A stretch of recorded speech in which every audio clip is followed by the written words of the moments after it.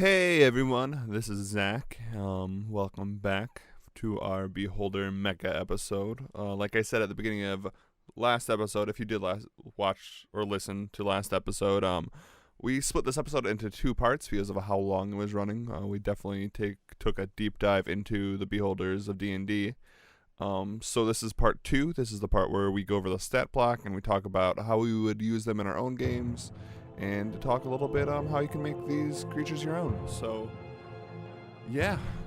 I hope you had a good Halloween if you listened to the episode last week, and I hope you have a good whatever time it is. Yeah. So, here's part 2 of The Beholder. Enjoy.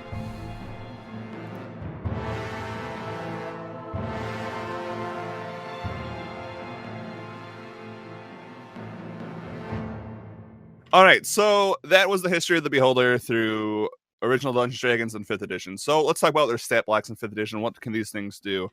I think, Anderson, you had a good idea last week where we should start with the Spectator, then go to Beholder, and then finish with the Death Tyrant, just because it's lowest CR to highest CR. We're not going to talk about the Zombie Beholder. We're not going to talk about the Zombie Beholder. We can talk about it when zombies come up. When we finish the podcast, the last episode of the podcast, we'll talk about them. But yeah, let's look at the stat box. So this is page 30. This is the Spectator. This is the CR3 version of the Beholder. It is the 4-tentacled one. And yeah, what do you guys see when looking at this that really pops out? That makes it feel different than the other Beholders. There's one thing that I see, but it definitely is different. What do you guys see? What do you think? Create food and water. Right, that's one thing that pops out. It's like these things. No, but it is like a spectator's job is to functionally keep an area preserved for one person. Yep. So the idea is that they live in this outer dimension, right? And then this, as Zach's already mentioned, they summon it, and it just guards it with its life and provides for you. For 101 years. Yeah, so you don't technically need to leave. There's a really cool encounter. I'm not going to go into details with it, but there's a really cool encounter with one in Phandalin, Lost Mines of Phandelver. If anyone's ever run that level 1 to 5 adventure, it's a really good starter adventure, and they do have a spectator in there. It's that's awesome. I didn't know that. Yeah. So create with food and water. I don't know any other creatures that had. I don't even think the angels had that. Yeah, no, that was that's kind of surprising. And not only that, I also want to go on record that's not a normal create food and water. Right. That is an at-will ability. It's not a spell. That is, yeah, you're not so a true. Spell. It can it can end world hunger on its own. Rules as written. And I think that's an important thing to say about all the Beholders. None of these are spells. So none of these are like they have spell slots to do this, or they can only do this like once. They can just do this. Yeah. They can just do things. So yeah, create food and water. You don't really expect that out of a Beholder, but like as we said, and Anderson said, spectators are like these guards. They keep an area preserved. They're like butlers, kind of. They're I guess slaves. Do the other ones have spell reflection? No, that is something that they only have 2. He's got a reaction. Yeah, and it's a really cool reaction. So probably the second most notable thing after create food and water in the Spectator is a special reaction they have called spell reflection. And it says if the Spectator makes a successful saving throw against a spell or a spell attack misses it, the Spectator can choose another creature, including the spellcaster, it can see within 30 feet of it. The spell targets the chosen creature instead of the Spectator. If the spell forced a saving throw, the chosen creature must make its own save. If the spell was an attack, the attack roll is re-rolled against the chosen creature. That's a cool ability. Yeah, that's nice. Like, this is a powerful CR3. Yeah, if you think about a spell reflection, it can reflect like because wizards and stuff are kind of strong early level. So if you're like throwing firebolt at them or like some other like maybe like hold monster or hold person or I'm just trying to think of other first level spells. Or I mean, I guess you could even reflect a fireball back. Yeah. I think anything. Almost anything. Yeah, so it's cool. That's probably the strongest part of a spectator is it is really good against spellcasters. Also, it has a decent amount of array of ability scores, so it has a fair chance of passing most saving throws against spells. It has low strength, but there isn't too many spells that have you make strength saving throws, so it has a good chance of actually succeeding against these spell saves. But yeah, it has that cool spell reflection, has create food and water. Unlike the other go ahead. Sorry. They don't speak common. Nope, none of them do. Oh, did we already say that? Nope. No one said that. Surprisingly, that's usually the first thing we say. But no, they all speak undercommon and deep speech. They don't speak actual common. Because why not? No one speaks common. Yeah. But I mean, they are alien creatures, so it makes sense. You kind of get the undercommon for their past in the Underdark, and you get deep speech kind of from like the far realm. So it's taking both. So the spectator, unlike the other beholders, like I was saying, doesn't have 10 eye rays, it only has 4. And those 4 rays are confusion, paralyzing, fear, and wounding. So it doesn't have like disintegration or the death ray or anything like that. And the DCs are all like 13. Yeah. Too yeah. deadly. Because this thing is a guard, it's not like a full beholder. I think if this thing kills you, it would use you to make you kill yourself. Like with a spellcaster. Yeah, it kind of like reflect a spell back at you and kill it. Yeah.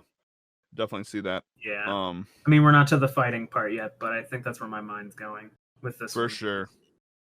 For sure. It has 30 feet hover speed, which is actually the fastest of the beholders. Beholders are usually slow, so 30 feet of hovering and flying is pretty quick for them. It's not wildly intelligent. No, it's not. It only has a +1. It has a 16 passive perception though, but that's because of all the eyes. So CR3 passive perception 16, pretty decent passive perception, if you ask me. That's a pretty big jump in intelligence between this and the actual beholder. Those are such a cool little thing. I like the spectators. They're like little, like you said, they're like little guard dogs. They really are. They're not great in combat, but they are good protectors, and that's what they're there for. Anyone have anything else to say about the spectator before we move on to the beholder? Yeah, it's a little meta-y, but this is also, out of the 3, the fastest moving beholder. Yes. Absolutely, because like the other 2 are 20 feet, this one is 30 feet. Yeah. And I'm guessing that's because it's the smaller and it can move right. fast. A lot less mass to move around with that big old brain. Yeah, definitely. Which is it has kind of less eye stalks. Right. It's a little ironic though, because it's also the one that's never fucking leaving. You know. That is true. It is just zipping around one area for 101 years, which I Running- would love running circuits. to know where that 101 years came from. Like, why not 100? Why not? Why 101? I don't know. I'd think it. Alone to confuse the hell out of Yeah, podcast hosts. It's just the madness of a beholder, just that random number. It's like 101. There has to be, or maybe there's not, and it just is here to drive people crazy. But yeah, that's the whole goal. That's the whole is goal. the text even creates it. Behold the So goal. yeah, that's a spectator. Cool little guard dog beholder if you need it. You can, and the cool thing about a spectator is you can really throw it into like places that beholders wouldn't be. But yeah, let's talk about the Eye Tyrant itself, the Beholder. This is a huge stat block. We also have to talk about its layer actions because the Beholder and the Death Tyrant both have layer actions. But let's talk about the Beholder with all the layer actions first. So, what do you guys see? I mean, I see And so 10 crazy eye rays that it can use. dangerous. It doesn't speak common. It doesn't speak common. It's a big Yeah, I was just about to say big that. jump from the spectator. It 10 maintains challenge rating, its sorry. anti-magic Also- cone. Yeah, I was just about to say anti-magic cone seems pretty powerful. It really is. They kept It it, really from, is. since like first edition. Yeah, it's from original Dungeons and Dragons. It's always had that anti-magic going. Beautiful thing. Yeah, and so the anti-magic cone that's in front of it, it's 150 cone. It works as an anti-magic field. So anything magic items, magic spellcasters, any type of magic really, in that 150, nada. But that also includes its eye rays. So there's like that little like give and take. But I mean, even so, It can't shoot its rays into the magic cone. correct, it cannot. It says that Interesting, area interesting. works against the beholder's own eye rays. But I mean, beholders are smart. You just eye ray the wizard, the fighter, and barbarian. Turn your head the other way, shoot the fighter and the barbarian. It has. I think we talked about the eye rays last because there's so many of them. It speaks deep speech, undercommon. You guys talked about that. It doesn't speak common. It has a passive perception of 22. Woo! Wowzers. Dark vision of Pass this 120 feet. Yeah, and dark vision out of 100. Correct. So I mean that just is because it has so many eyes, obviously. Yeah. I'm surprised Also, that it doesn't have some form of true sight. Yeah, I'm actually surprised. Yeah, like the Death Tyrant doesn't have it or something. I also like to imagine that the passive perception is not only all the eye stocks, but it's also the beholder's paranoia of just like always having to know what's around it. Yeah. I feel like that definitely plays into it. Takes schizophrenia for a +5 to passive perception, though. Hell yeah. It's a large creature, so it is big. It is takes up 4 squares. It has an armor class of 18 of natural armor, so that's a pretty high AC. I mean, it is CR 13, so it's expected to be pretty high up there. It has 180 hit points. It has 20 feet movement speed, like we talked about. It's slower than the Spectator. These things aren't fast compared to all the other creatures we've talked about. It has the same speed of a basilisk, so those things are slow. Far less lazy though. Far less lazy. Yeah, these things are not lazy. Definitely more motivated. It has a bite, which would it ever even? I guess it might have like last. Yeah. Literally the last thing it would ever do, because it's either Yeah. bite or shoot 3 magical eye rays. I'm glad that it's there, but I kind of wish it had the what is I don't think it's called devour, but where it would like swallow a thing. I wish That is devour, yeah. Property like the mimic. Yes. Well, if we ever got a hive mother, probably get devour.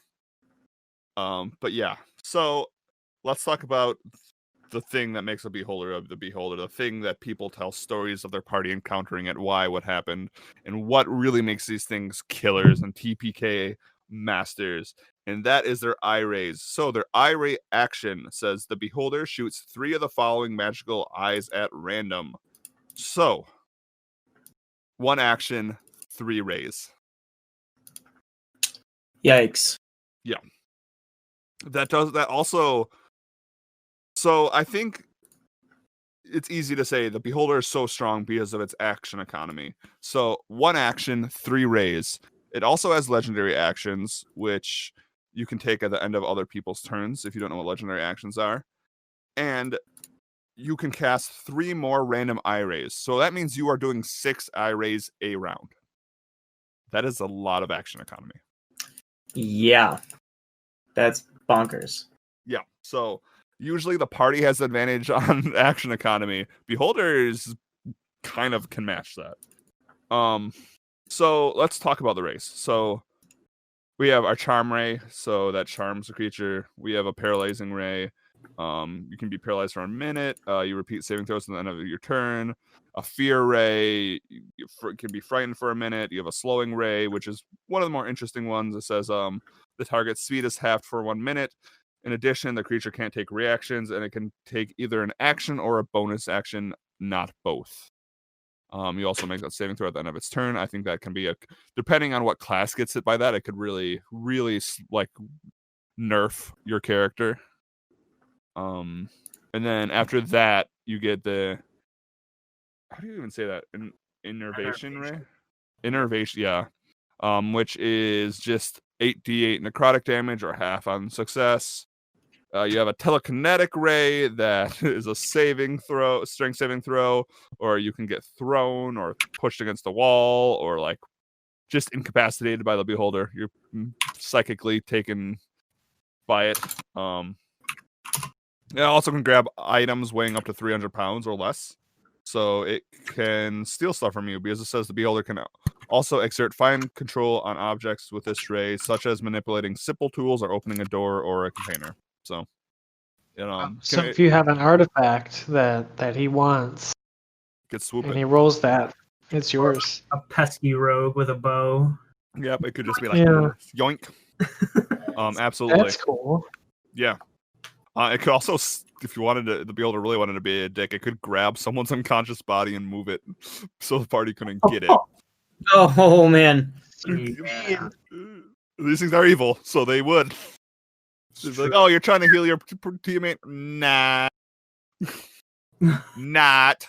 I just watched Borat again last night. Yeah. And then after the telekinetic ray, you have the sleep ray, which wisdom saving throw, fall asleep. And then you have 2 more rays, which are the really deadly ones. You have the petrification ray, which pretty much takes what the basilisk can do, but makes it a ray form and makes it. You can even be. You can't hide your eyes away from it like the basilisk. So DC 16 dex saving throw. If you fail, you are restrained and begin turning to stone. It must repeat the saving throw at the end of its next turn. On a success, the effect ends. On a failure, the creature is petrified until freed by the greater restoration spell or other magic. So you have 2 turns. You better make both dex saving throws or you're out of there. You might not even have that. If it's really evil, it might just, Well, I guess it has 2 turns until you turn to stone. I'm sorry. Yes, you have 2 turns, but after that, like I was just thinking, this thing would throw a stone person at its teammates. Oh, absolutely. That's what I was thinking. Like you turn like a member of the party into a stone, and then it just uses telekinetic ray and just smashes it into someone else. And then I think the ray that the beholder is most known for is its last one. Oh, last 2 ones. I'm sorry. The last 2 ones are the ones that it is known for, and that is the disintegration ray, which if it drops you to 0, which it does 10d8 damage of force damage, which not many creatures can reduce force damage. You turn into a pile of fine gray dust. Oh. Yep. And then the last ray is a death ray, which is 10d10 necrotic damage. And if it is reduced to 0 hit points, it dies. No saving throws. Yikes. So there's 2 rays right there. You go to 0, you're gone. No death saving throws. You're just dead. You're bye-bye. Bye-bye. Bye-bye. That's and like insane. it really is. These things are TPK masters because of that. And like I said, 6 seconds, 1 round, 1 ray per second as a beholder, it can cast. It can do. So at least they're random. Yeah, there's that. Yes, they're random. At least they're random. That is true. You could get RNG lucky, or you could get RNG bad and just be That's true. Oh, a 10, a 9, and an 8. Great. And it can reuse them, right? There's no recharge. No, there's no recharge. There's no spell slots. There's nothing. It can, if it rolls, it can use a disintegration. It let's say somehow I get insanely lucky. So with its 3 rolls, if it has duplicates, it has to re-roll on its turn. But on its I-ray as a reaction or as a legendary action, it doesn't have to re-roll. So you could be all right, legendary action, legendary action, legendary action. Those could all 3 be disintegrates. It could technically cast disintegrate 4 times. Jesus. But the RNG would have to be insanely on the beholder's side. But it could. These things aren't anything to laugh at. They're not around. Rolls public, folks. Absolutely. Beholders. I personally like rolling in public anyway, but if I was rolling in private, I would be rolling in public when they're fighting a beholder. Absolutely. Yeah, anything else you guys want to say about the stat block? Oh, we have to talk about the layer actions. So that is just the beholder's base stat blocks. It is CR 13. When you add it and put it in its layer, it becomes CR 14, which I mean you're gonna be fighting a beholder in its layer. It's paranoid, it's not gonna leave it, I don't think, unless it's conquering stuff. It probably is because it's paranoid. Its layer is a safe place. It has traps and stuff. So if we look at its layer actions, It has the ability. So layer actions, for those who don't know, are on an initiative count 20. It can use a layer action. So that includes a 50-foot square area of ground within 120 feet of the beholder becomes slimy and becomes difficult terrain. Walls within 120 feet of the beholder sprout grasping appendages, and each creature of the beholder's choice that starts its turn within 10 feet of such wall must make a dex saving throw or be grappled. Or the most brutal of them is an eye opens on a solid surface within 60 feet of the beholder. One random eye of the beholder shoots from the eye of at the target. From that eye at a target of the beholder's choice that it can see. The eye then closes and disappears. So you're like your rogue who's trying to hide behind a pillar. Yeah. So no, you're good. So with the Slayer actions, it can cast 7 eye rays for every 6 seconds. And if you're trying to get cover, like let's say you're hiding behind a pillar here, the beholder can still see you. It shoots you with a ray from behind you. You don't get the half cover or quarter cover bonuses to your saving throws. Man. Yeah. It also has regional effects where within 1 mile, people feel like they're sometimes being watched when they aren't. And probably my favorite part is when the beholder sleeps, minor warps in reality occur within 1 mile of its lair, and they vanish 24 hours later. Marks on cave walls might change subtly. An eerie trinket might appear where none existed before.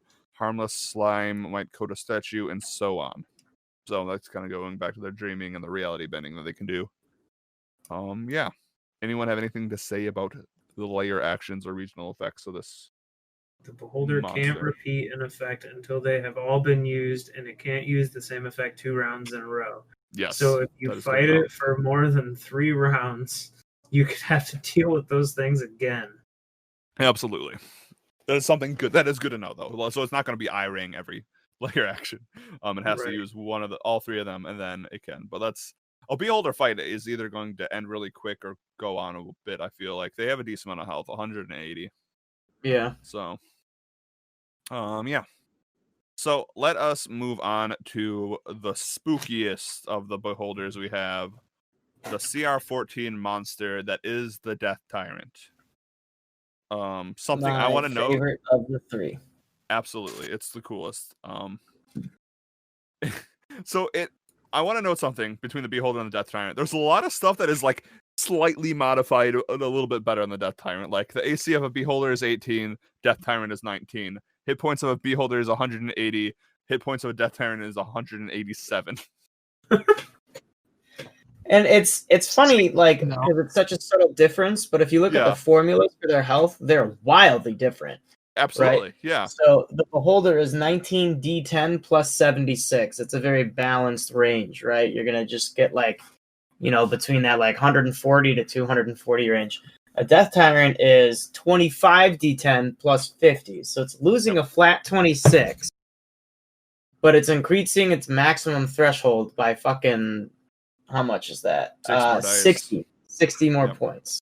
So it could get up to 300 HP if you really wanted it to. If you wanted a big bad guy, and you just put it at max anyways. Absolutely. And also is important to note that the Death Tyrant has a little bit lower of a con modifier, but it is also more intelligent and more charismatic. So that kind of helps with the spell casting. It also, so the Beholder has proficiency in intelligent, wisdom, and charisma saving throws. The Death Tyrant has strength, con, int, wisdom, and charisma. The only saving throw it's not proficient is dexterity. Yep. It also gets a bunch of immunities for conditions. Yep. And it gains a damage immunity to poison, but can't be charmed, exhausted, paralyzed, petrified, poisoned, or knocked prone. Yep. It has same passive perception of 22. It speaks deep speech and undercommon. And one of the most, and probably the most notable difference is that instead of having an anti-magic cone like the Beholder, it instead has a negative energy cone, which says the Death Tyrant's central eye emits an invisible, magical 150-foot cone of negative energy. At the start of each of its turns, the Tyrant decides which way the cone faces and whether the cone is active. Any creature in that area can't regain hit points. Any humanoid that dies there becomes a zombie under the tyrant's command. The den humanoid Yes. retains its place in the initiative order and animates at the start of its next turn, provided that the body isn't completely destroyed. That is awesome. So can't heal. That's a big deal. That's a very big deal. It's like Also, yeah, the undead aboleth. pretty much. Yeah. Just accidentally take over a whole town. Yeah. I mean, and if you think about it, like, at least with like the anti-magic cone, there's like an advantage to that. Like, if you play it right, you can keep moving within the anti-magic cone and not get hit by the eye ray. You can't take cover in the negative energy cone. You're gonna have to avoid that shit. This thing, when you said accidentally, Anderson, I was like thinking like this thing could actually accidentally take over a town if it walked in and like scared a person to death, like an old man, like just like had a heart attack, fell out, turned into a zombie. This death tyrant was just like came here for a brewski. Now he's all confused. The zombies just going off. Anyway. Right, and I mean that's why like in the lore it talks about like them controlling armies, because like 150 foot cone and they just like are raying every 6 seconds, like they're just gonna accumulate bodies like no other. True. It still has a bite. So just in case. Yep, it still shoots 3 of the following magical rays. There's no difference in the rays except all of the beholders DCs are 16 and all the eye tyrants DCs are 17. So like I'm like, let me look again, but I'm pretty sure that's the only difference. Is like they're all the same except the death tyrant just has 1 DC higher. So you're right, it is. You beat a beholder and you're like, yeah, DC 16. That's what we have to beat. Oh, next beholder, you roll 16. 17. Shit.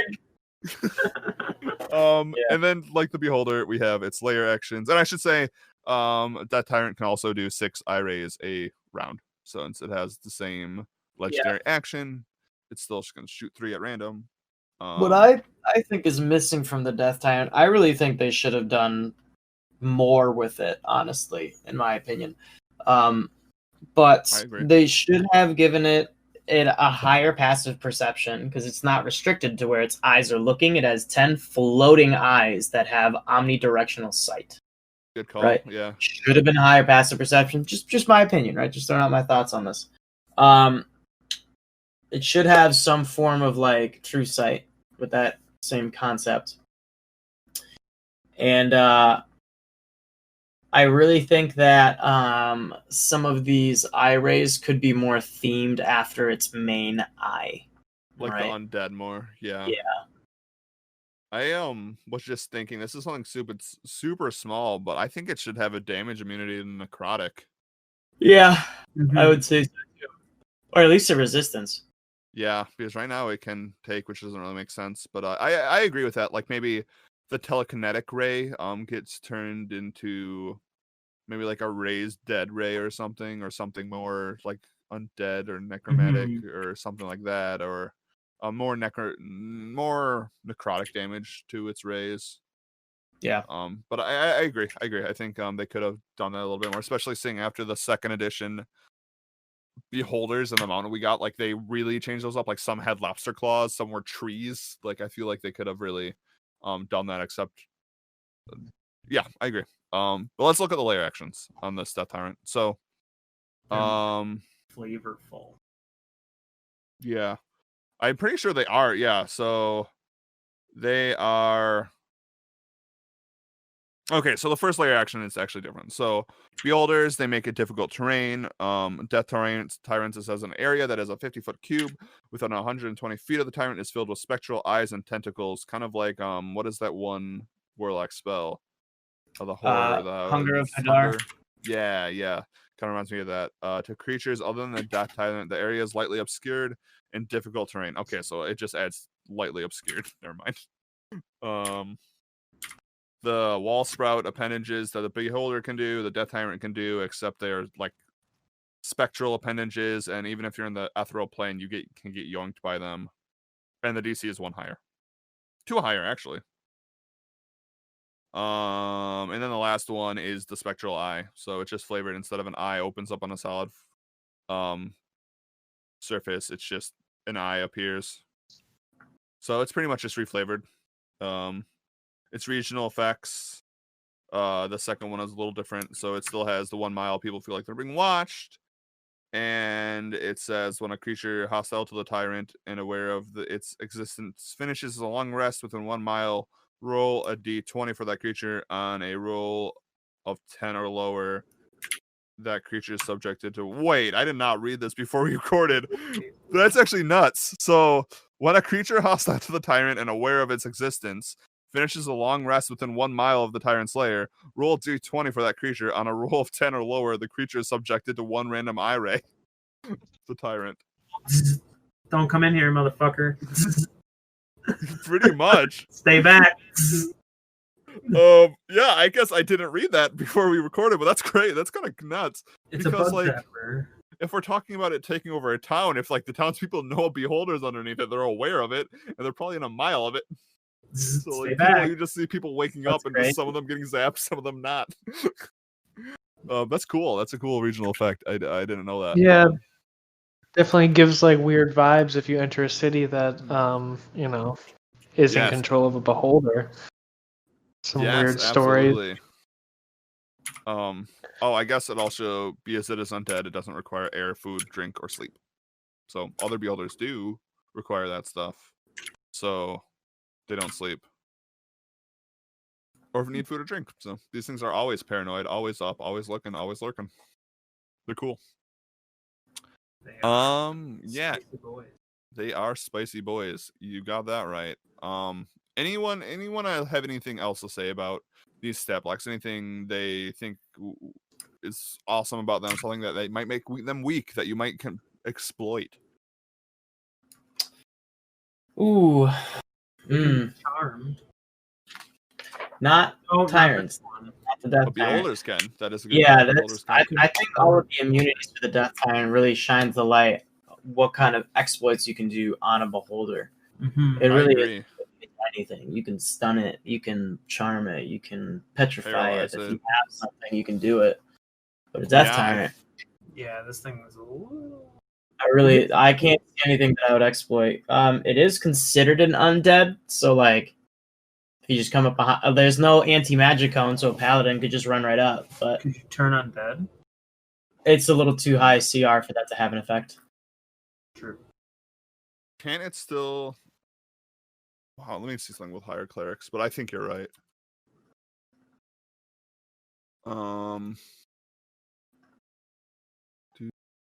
Someone talk about something. Where is this? You can't just put that pressure on us. So it can turn undead because the only CR rating for turn undead is destroying them. It can't destroy it with turn undead, but it can still frighten it. Oh, okay. Yeah, it's not Because- immune to being frightened. So yeah, a cleric could turn undead it. It is I want to say wisdom saving throw. Yeah. It only has a plus is- 7 to wisdom. It saving only throw. has a +7. Yeah, only has a +7. So I mean, you're not going to be able to exploit that well. But yeah, paladins and other things that have smites. It would be usually- worth a shot. I mean, Oh, if absolutely. If you at desperate times, the dice could be on your side. Honestly, if you've made it that far, if you're close enough and it hasn't bitten you or disintegrated you, you should probably just try it. Yeah, this is not a fight where you were like, oh, I need to like hold spell slots or hold this thing because I think we might get into a bigger All fight. in. You need to be throwing. This is the bigger everything- fight. This is This the is biggest it. fight. This This is is the it. bigger fight. You're here. It's like, If you're wondering, should I do it? You should do it. yeah, pull out all stops here. This is the moment. Yeah, this is the moment. Throw everything you got at it. Throw your body at it if you have to.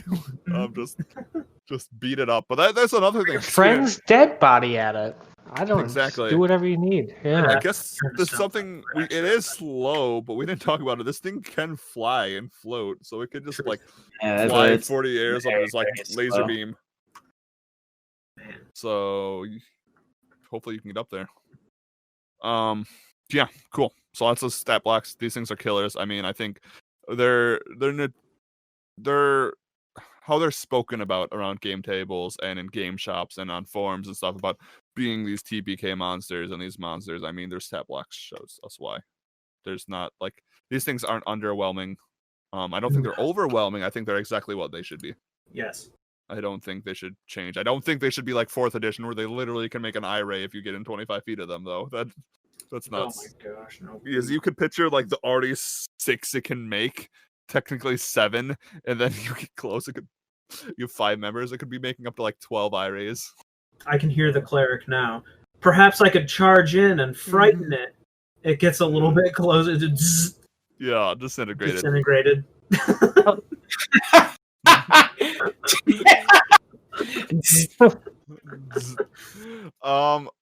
Oh, and they're probably like the beholder's probably laughing maniacally the entire time. So let's move on to the last part of the show. So for people who are new here, the last part of our show, part 3, we talk about how we would use these creatures in our own game. We do that by exploring the 3 pillars of Dungeons and Dragons, which is social, exploration, and combat, and then we round it all off with putting our own twist on the creature. So, how would you use a beholder in a social setting? How would you use them in an adventure or story? And what happens if your party runs into them? How would you play them out? I think it plays out similarly to the Aboleth, right? Where it's like a town of people that have been sort of most likely charmed. Definitely by like a death tyrant or a beholder, and it's just sort of living under this town. Not necessarily like the creature under the well, but something like that. Mm-hmm. Absolutely. And so I feel like your social encounter might be more along the lines of like engaging with the people in the town, and they might not all be under the effects of the charm all the time. It does only last an hour, so like perhaps they're just too afraid to leave under fear of death. Like he's just said, like, if you try to leave, I'll disintegrate you. And then if they try to leave, he just charms them. So Absolutely. maybe your social encounters are just like with these people that feel like they're being held hostage in their own village or something, rather than actually having to talk to the beholder itself. No, absolutely. And if you were to like talk to a beholder, I guess like I would play them as very paranoid, Absolutely, probably like holy shit, they found me kind of like mood. Okay. The beholder would be in, at least for me. It would know. Yeah, definitely. It could be like, how did you get past my defenses? I was like, I know you're here, why you're here. Or like, very paranoid, but it'd also be super elitist. It'd be like, oh, I let you get into my lair. I purposely left that corridor open. I think paranoid is gonna make them want to do combat a lot, but I think you could use them. I think it'd be cool to run an adventure or story where maybe there's like a quest talking about killing a being in another cavern, and you eventually find out that like the quest giver is the one beholder trying to kill another beholder, like down the line, and you're like kind of like a beholder gang war. I like that. That'd be Like, sweet. you run into another party who's all like working for the other beholder, and it's just like, wait, what's going on here? I think that'd be really cool. I mean, seeing them in second use these things so much, we've seen so many different types of beholders throughout their history. Yeah. I think Xanathar is also a prime example of what beholders can be. It is a crime lord. It is the thieves guild leader of Waterdeep. So like these things are also intelligent. And they also like shiny. That's something I don't think I brought up, but they like collecting things and shiny things like most monsters in Dungeons and Dragons. Yeah, they hoarders. They are hoarders. But I think definitely these things have a social aspect to them where they can be talked to, they can be spoken to, they can be quest givers, they can definitely be your enemies. You could even find, I feel like a beholder, if we're talking social encounters, you could like have this entire mystery or entire story going through, and it feels like maybe there's like some mad person behind it or some like maniacal mastermind behind this all, and you find out like the person corrupting the council in the town is a beholder because it's paranoid Ooh. that Oh, now I just remembered. In one of the editions, it actually has a little expert that, like, if a beholder notices a town near it elects a new mayor, it's so paranoid that it believes that they elected that new mayor because that mayor promised to kill the beholder. Huh. Wow. So, that is kind of actually crazy. right? That is the level of paranoia they have. And they're also xenophobic and they're narcissists. So they believe everything that happens in the world around them is because of them or against them or for them. So you Yikes. could definitely run like an adventurous story of like mass conspiracy that it's just a beholder trying to like rid what it believes to be its enemies that aren't even enemies. Oh my Kind god. of cool.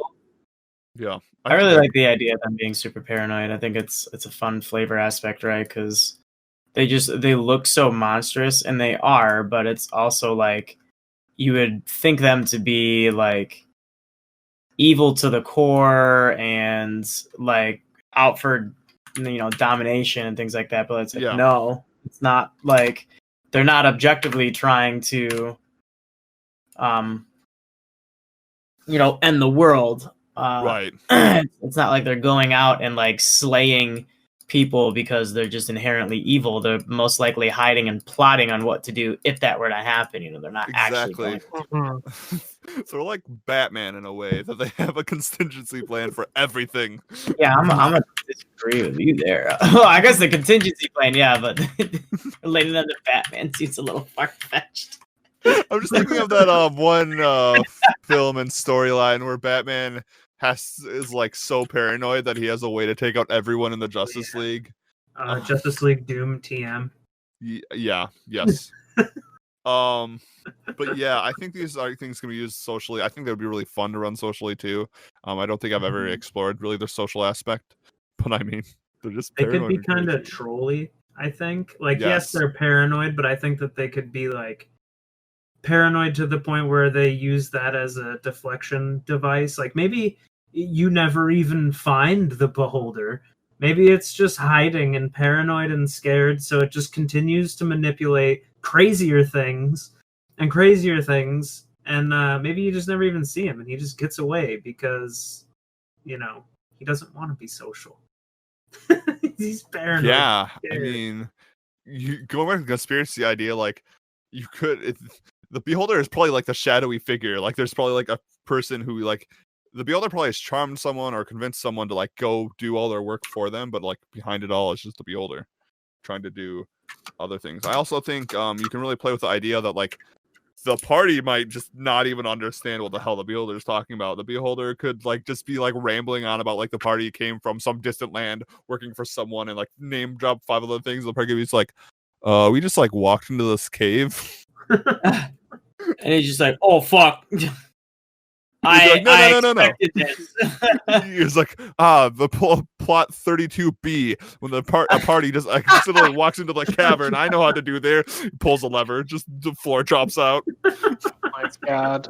Right. Oh yeah. So, hell yeah. Anyone have anything else to add on to the social aspect of these? I don't think so. Right on. All right, let's move on to exploration. So that is what kind of landscapes might this monster be found in? Do they have a favored terrain? And what type of fantastical locations could you create and place them in? This is the part I've been most excited for. Hit me with it.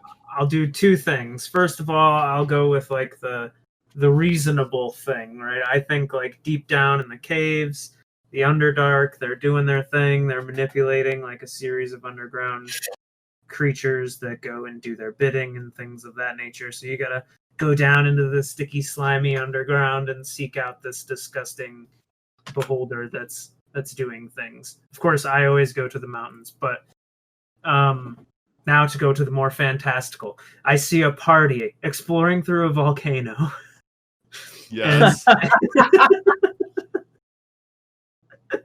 As they ascend, they find themselves in the inner part of the volcano, so it's like a big circle, and you look down below, and there's lava just bubbling up.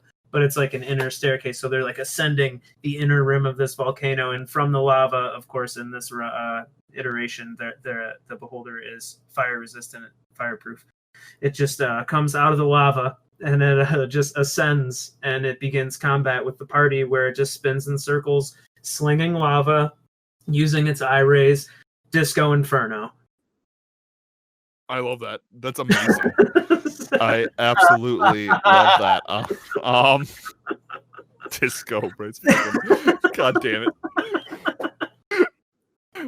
I mean, a beholder could be born with like mirror skin if another beholder dreams of it. Yeah, and it's just spinning Disco around. beholder. Pew, pew, pew, pew, pew, pew. Hell yeah. Or you could just find it under a mountain. Who's someone else? No, just Go now. okay. God damn it. Yeah, absolutely. Or a college town, a university city. You know? Yes. I think you can go all the way back to 2nd edition again and do some Spelljammer shit. Like, put them on a spaceship.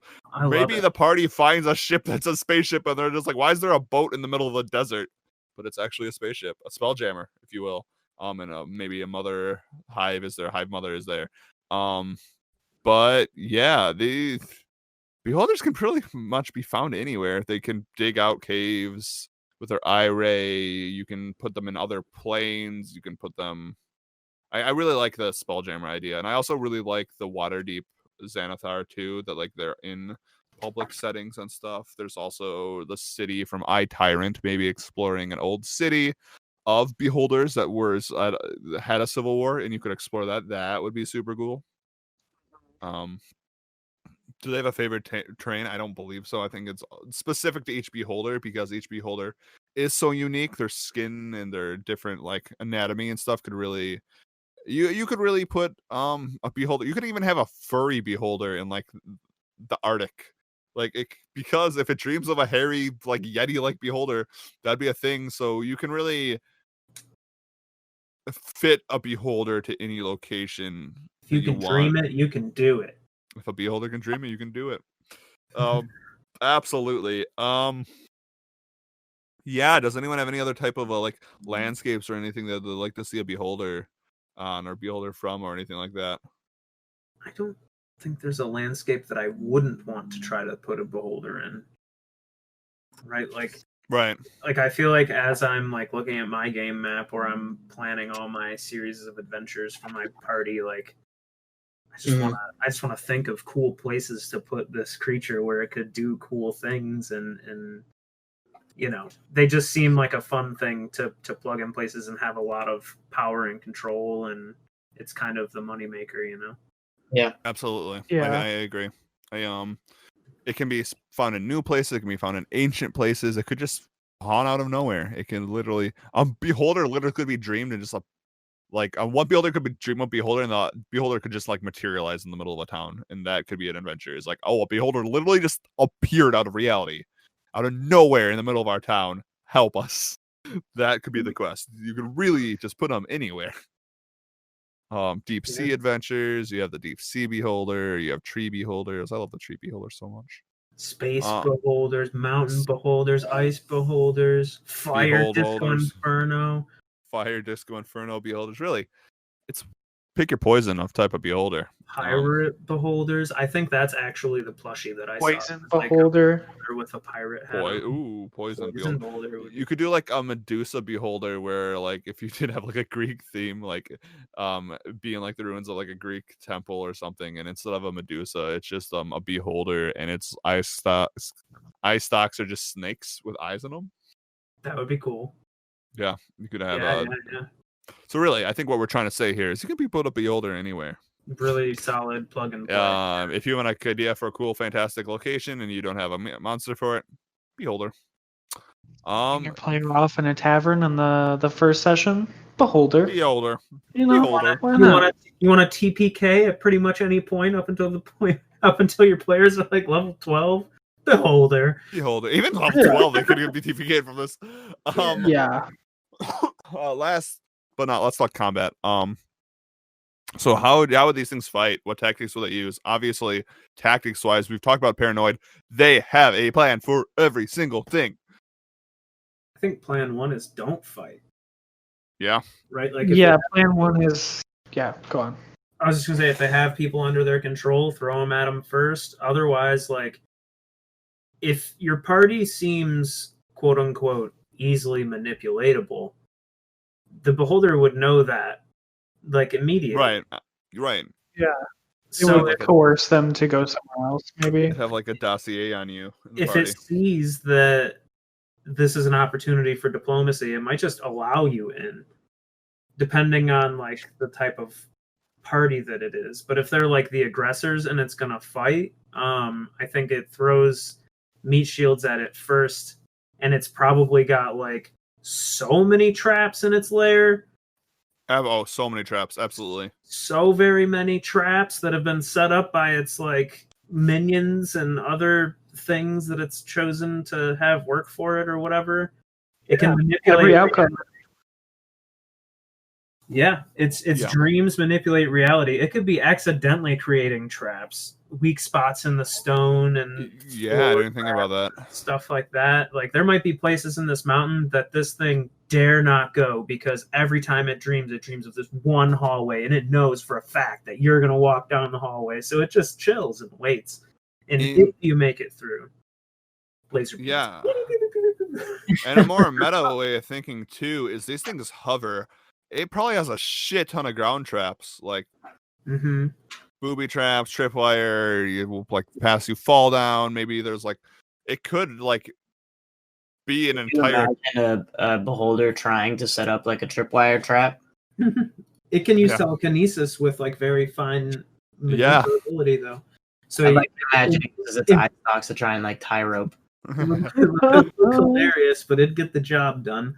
I imagine if you're going through like a series of caves through a mountain to get to this thing, at some point the floor just isn't going to be there. Like you said, it doesn't need it. So if a section of floor fell out, what does a beholder care? If someone comes to try to find it, it's just an advantage. It also most likely 99% has a way to escape. Yeah, like, it's not gonna fight in a room where it can't leave easily. That was why Volcano came to my mind immediately. I didn't immediately think of Disco Inferno. That was just the funny thing that came to mind. But if a beholder had a lair, it seems like a volcano would be an ideal place, especially like a dormant one, because it could just sort of hover upward and outward. Agreed. And I think there's two ways beholders can be played in combat. They can either be played where they think they are so self-important that they can't lose a fight and they fight to the death, or they think they're so important that they can't die here, so they leave. I think they're narcissists. They either think they can defeat them, or they leave because they don't want to die. So I feel like if you really want to play a beholder fight 2-0, like 180 to 0, it tilt dies, you can. But if you also want to have a beholder that becomes a reoccurring villain, I think it's totally rational to have this thing want to live another day and escape. And have 100 plans to actually escape. Unlike almost every other creature we've talked about so far, with the exception of, off the top of my head, angels, which even I don't even think that applies. Self-preservation is not an oversight with the beholder. In most other cases that we've experienced, like, these creatures have been willing to just go until the very end. Fight until death, because like the aboleth, it didn't matter, it could just come back to life. Angels, I think was like a similar thing, right? And I mean, if like angels would fight to the death if they were set to smite down evil, like that's not a thing. Self-preservation isn't, because they're pretty much just slaves to the gods. If a beholder thinks it's going to lose, I think it will aim for self-preservation. It will just try to run or leave. Pulls a lever, blows up the cave, and just hovers out of there. Right. It doesn't have the luxury of just being reborn in the infinite plane of water or something like that. Absolutely. And I think like the tactics it would use a lot of traps. It would use its lair. It would be very smart. with its positioning. It would definitely be cheap. It would fly up. A beholder is also kind of iffy. It might have a lot of minions. It might not have. It might be paranoid of its minions. So like the minions might be in everywhere in the cave except like the chamber of the beholder, because the beholder doesn't want anyone in its chamber. So you might have to fight through like a wave of minions to get to the beholder. But then if the beholder does have minions in the fight, those minions might accidentally get a ray to the face because it doesn't care. True. Yeah. Yeah. Anyone have anything else how these things would fight? What tactics will they use or anything? Or do you think we've said it all? I think we've covered just about everything. All right. Let's talk about how we'd put our own spin on them. I mean, I have mine. I said mine. Disco Inferno, baby. Mecha Beholder. Damn it. And this can be played out many ways. I've written 3 Mecha Beholders. None of them have been played. Either an organization has seen the wonderful power of a beholder and has decided to create the ultimate weapon. And that, my friends, is a Mecha Beholder, which is the robotic beholder. Or they found a dying beholder and they made it a cyborg, and you have a cyborg Mecha Beholder that is just a beholder that has metal plating on it. They go pew pew. And I guess now with 5th edition lore, if a beholder dreamed of a Mecha Beholder, that could also be why a Mecha Beholder exists. Mecha Beholder. But yeah. on I all, want to stress the whole Mecha Beholder thing. I just really want to stress that Mecha Beholders are dope. But really, I think we've shown putting your own twist on it. 2nd edition, 3rd edition, 4th edition, and even a little bit of 5th edition of Olos. It really shows you if there's a beholder you want to run. Maybe there's a beholder you want to have ice powers, a beholder you want to have fire powers, a beholder that goes invisible, a beholder that has legs, a beholder that rolls around like an armadillo, a beholder that is underwater or can breathe fire, or that.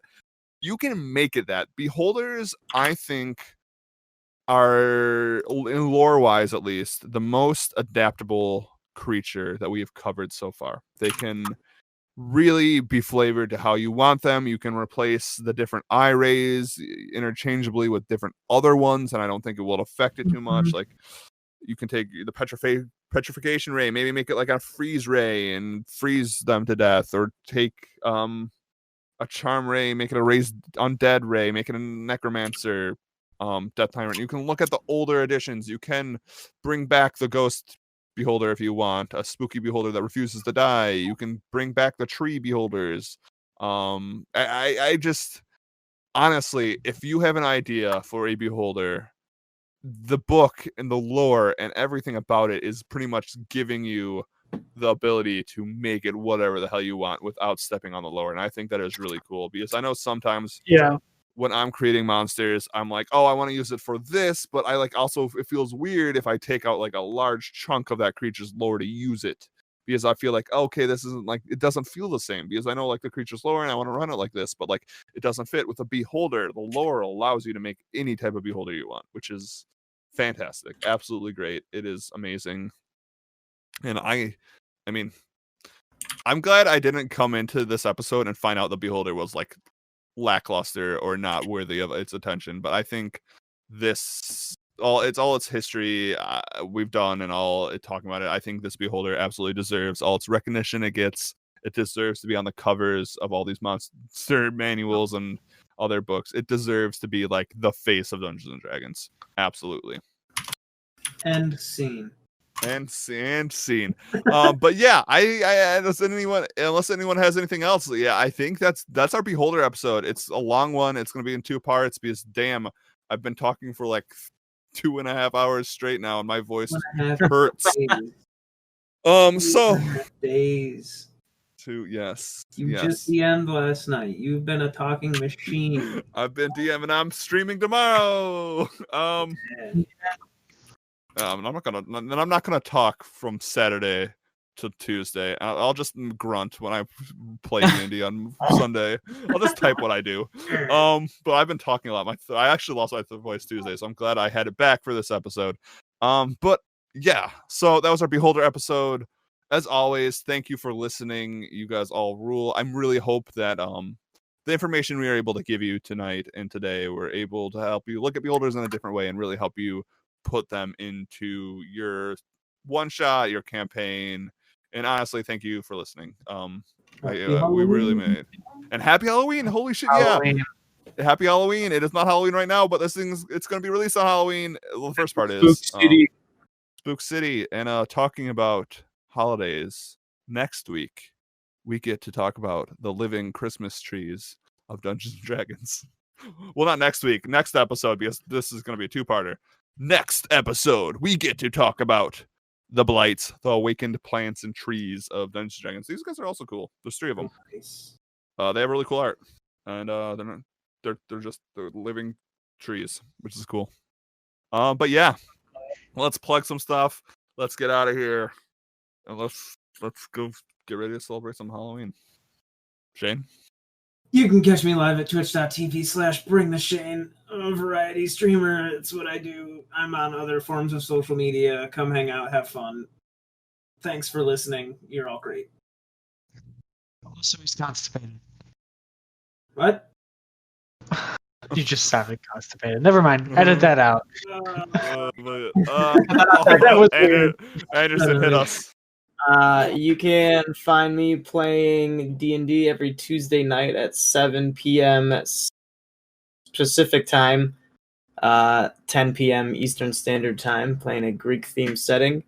And here in the next month or so, I'm going to start uploading my Icewind Dale campaign that I'm running with some friends and family, so keep an eye out for that as well. Awesome. Tevis, got anything to plug? All right. So, as always, you can find my stuff at twitch.tv/farmgoat. I'm also a variety streamer. I play a little bit of everything, but playing a lot of Sea of Thieves lately. That game was a blast. I also have YouTube videos, so you can check that out.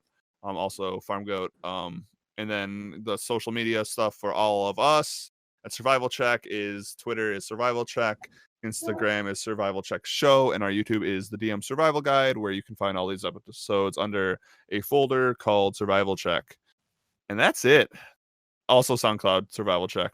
And that's it. I hope everyone has a great Halloween, or if you're listening to the future, I hope whatever next Halloween you have is great. Just always be celebrating Halloween is what I'm trying to say. Halloween is not a date. It is an event. It is a feeling. It is a lifestyle. But I've been talking so much. I'm going to go sit in a dark closet and stare at the wall and not speak for 3 days. Yes. Be excellent to each other. Play some D&D. I mean, I don't know. Play some tabletop role-playing games. Enjoy your games. We're out of here. Bye. Bye. Peace.